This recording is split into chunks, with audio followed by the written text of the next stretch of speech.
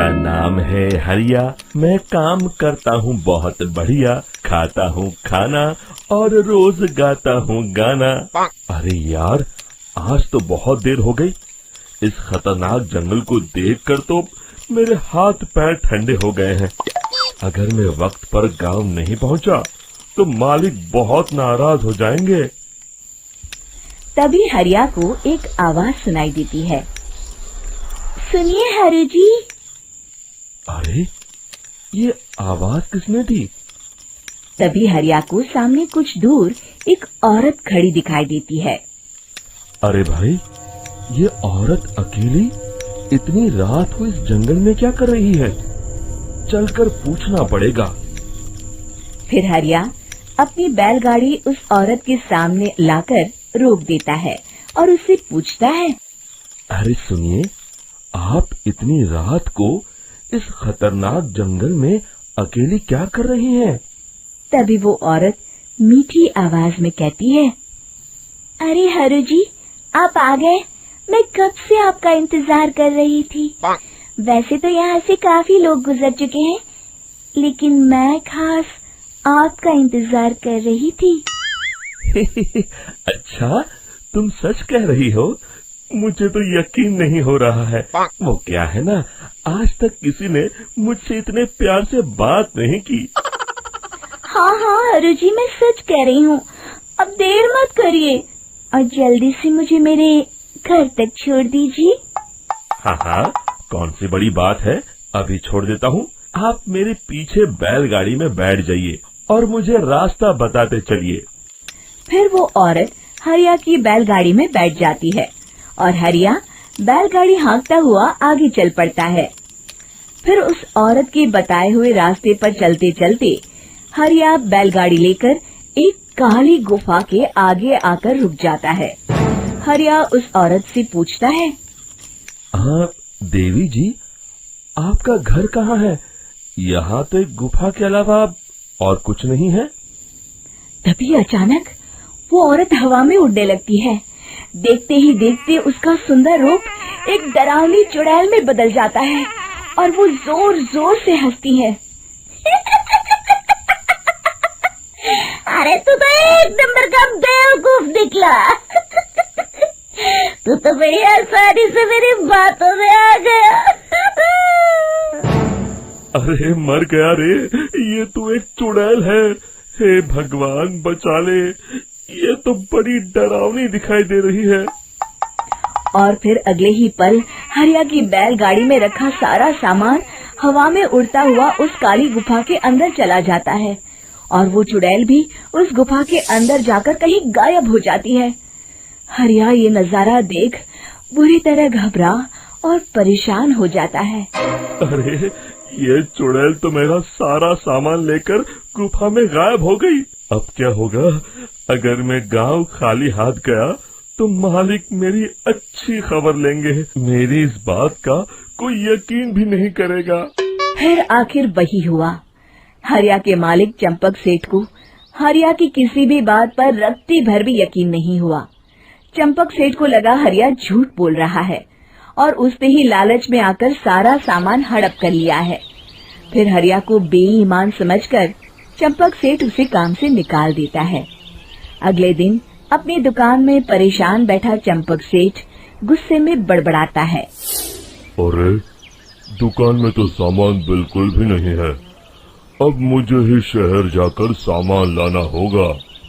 फिर वो अपनी बैलगाड़ी लेकर शहर चला जाता है। शहर से सामान लेकर जब चंपक सेठ वापस गांव लौट रहा होता है, तभी उसे एक आवाज सुनाई देती है। चंपक जी, ओ चंपक जी। अरे, ये तो कोई मेरा नाम लेकर मुझे पुकार रहा है। फिर उस रास्ते में वही औरत खड़ी दिखाई देती है। फिर क्या था, हरिया की तरह चंपक सेठ भी उस औरत के पास अपनी बैलगाड़ी लेकर जाता है और वो भी उसकी चिकनी चुपड़ी बातों के मुंह जाल में फंस जाता है। फिर चुड़ैल उसे भी अपनी गुफा तक ले जाती है और उसका सारा सामान लेकर गुफा में गायब हो जाती है।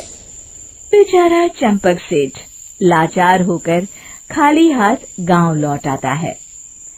फिर ये उस जंगल में रोज की बात हो जाती है। जो कोई भी शहर से कुछ लेकर गांव की तरफ लौटता, वो चुड़ैल उसे बेवकूफ बनाकर उसका सारा सामान लेकर गुफा में गायब हो जाती। एक दिन हरिया एक लकड़हारे को उसी जंगल की तरफ जाते हुए देखता है। फिर हरिया उसे रोकते हुए कहता है, अरे भाई, क्यों अपनी मौत को दावत दे रहे हो? मेरी बात मानो, आगे जंगल में मत जाओ, वहाँ एक बड़ी भयानक चुड़ैल रहती है। लकड़हारा हरिया की बातों को नजरअंदाज करते हुए कहता है, अरे भाई, मुझे पहले ही बहुत देर हो चुकी है, मुझे जाने दो भाई। शाम तक लकड़ियाँ काट कर शहर के बाजार में बेचना है। तुम अपनी ये कहानी किसी फुर्सत में बैठे इंसान को सुनाओ, मैं तो चला। इतना कहकर लकड़हारा वहाँ से आगे जंगल की तरफ चला जाता है। फिर अगले दिन गांव के मुखिया के घर के बाहर बहुत सारे लोग जमा हो जाते हैं। तभी हाथ में कुल्हाड़ी लिए खड़ा लकड़हारा कहता है, अरे मुखिया जी, अब आप ही हमें बचाइए उस जंगल वाली चुड़ैल से। हमारा सारा काम तो शहर से ही होता है। अरे मुखिया जी, उस चुड़ैल की वजह से तो मैं पूरी तरह बर्बाद हो गया हूँ। हम सबको मिलकर उस चुड़ैल का कोई इलाज करना पड़ेगा। तभी भीड़ में खड़ा बीरा कहता है, आप लोग चिंता मत करिए, कल से वो चुड़ैल किसी को नहीं लूट पाएगी। मेरे पास एक बहुत अच्छी तरकीब है। तभी चंपक सेठ उसका मजाक उड़ाते हुए कहता है, अरे तेरा नाम वीरा है तो क्या हुआ? तूने अभी उस चुड़ैल को देखा नहीं है? जाकर अपना काम कर, बड़ा आया। तब मुखिया जी कहते हैं, नहीं नहीं चंपक सेठ, मुझे लगता है हमें इस लड़के को एक मौका देना चाहिए। फिर सभी गांव वाले मुखिया जी की बातों से सहमत हो जाते हैं और वीरा शाम को एक बैलगाड़ी में कुछ सामान लादकर उस जंगल की ओर चल देता है। वीरा, ओ वीरा, कहाँ जा रहा है? तभी वीरा मुड़ के देखता है, वही चुड़ैल एक औरत के रूप में खड़ी है। अरे बहन जी, मैं आपको ही ढूंढ रहा था। देखिए, मैं आपके लिए क्या लाया हूँ। अरे वाह, तो खुद मेरे लिए इतना सामान लाया है। तू ही अकेला गांव में समझदार है। जरा देखो, मैं भी खोल के, बड़े भूख लगी है। जैसे ही चुड़ैल उस सामान पर से कपड़ा हटाती है, एक भगवान शिव की तेज रोशनी उसके अंदर मूर्ति से निकलती है और चुड़ैल अपने असली रूप में आकर जलने लगती है। अरे मैं जल रही हूँ, बचाओ! बचाओ!